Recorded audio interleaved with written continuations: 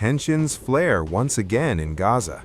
An Israeli strike in northern part of the city reportedly killed at least 5 people, including civilians.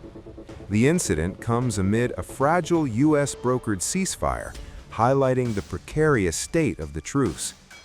The Israel Defense Forces said Friday they are investigating a strike in Gaza City that left 5 people dead. According to the IDF, troops targeted several suspects in dominant structures west of the Yellow Line, beyond Israeli-held territory.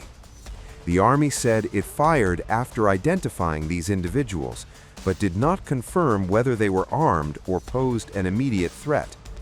Gaza's Hamas-run civil defense agency reported that the victims included children and that others were injured in the strike at a school-turned-shelter in Tuffah.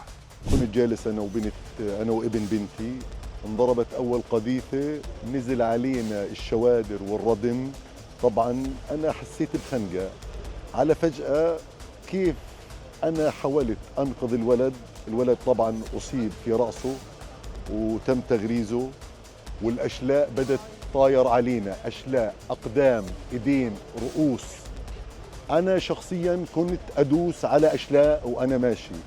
Funerals were held Saturday as the attack raises questions about possible violations of the U.S.-brokered ceasefire agreement, active since October.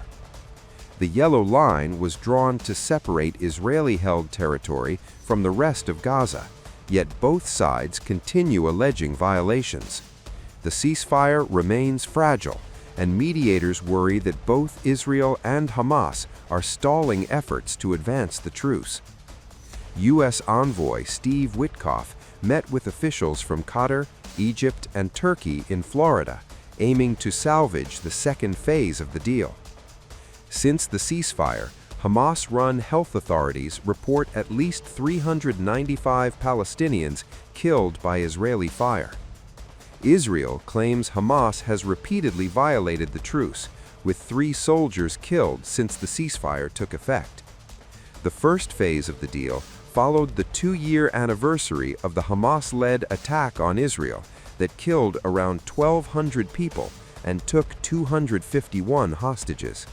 Most hostages have been released in exchange for Palestinian prisoners and detainees, alive or deceased.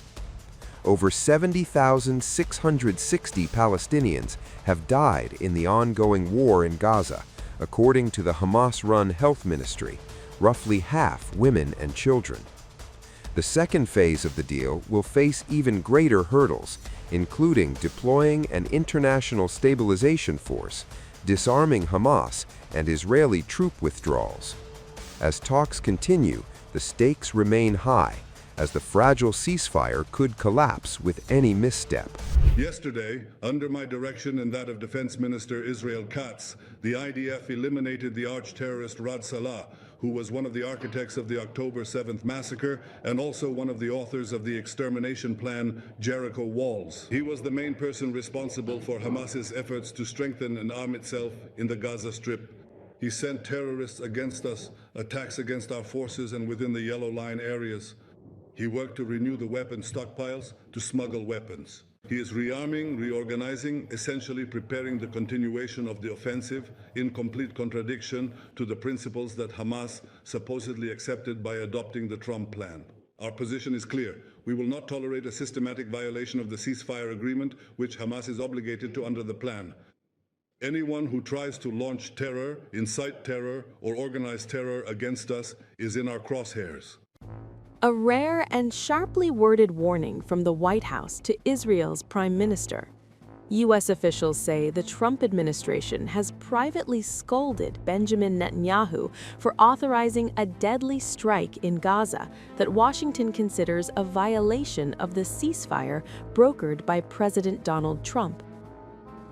The strike, carried out over the weekend in Gaza City, killed Raed Saad, a senior Hamas military commander accused of helping plan the October 7th attacks.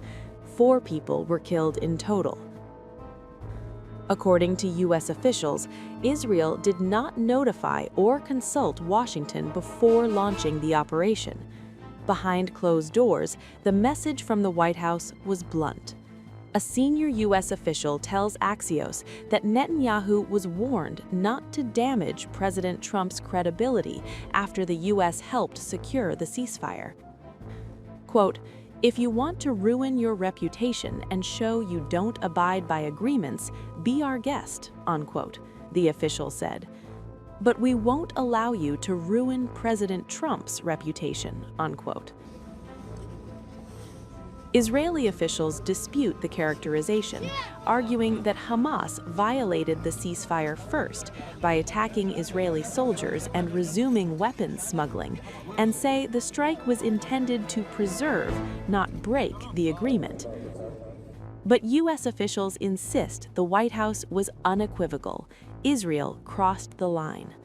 The clash highlights growing frustration inside the Trump administration.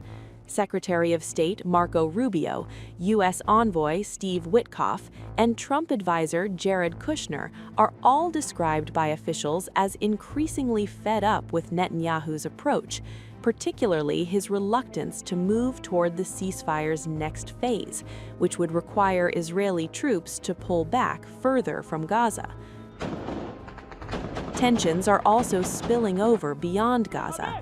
In Syria, U.S. officials believe Israeli strikes are undermining American efforts to stabilize the region. In the West Bank, Washington is alarmed by settler violence and what it views as provocative Israeli policies that could derail efforts to expand the Abraham Accords.